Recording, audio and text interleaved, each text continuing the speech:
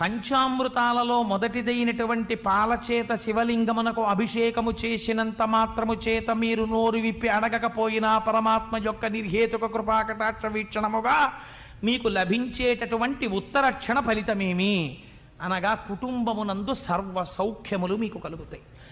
ఏ సౌఖ్యము ఏ సుఖము మీకు కలిగితే మీరు వర్ధిల్లుతారో, ఏ సుఖము మీకు ఉంటే మీరు వృద్ధిలోకి వస్తారో అటువంటి సుఖాన్ని పరమాత్మ మీకు కల్పిస్తాడు.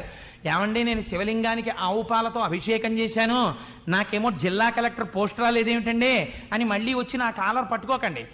ఎంతవరకు ఏ కోరిక మీకు తీరడము చేత మీరు ఉన్నతిలోకి వస్తారో అటువంటి సుఖము శివుడికి తెలుసు.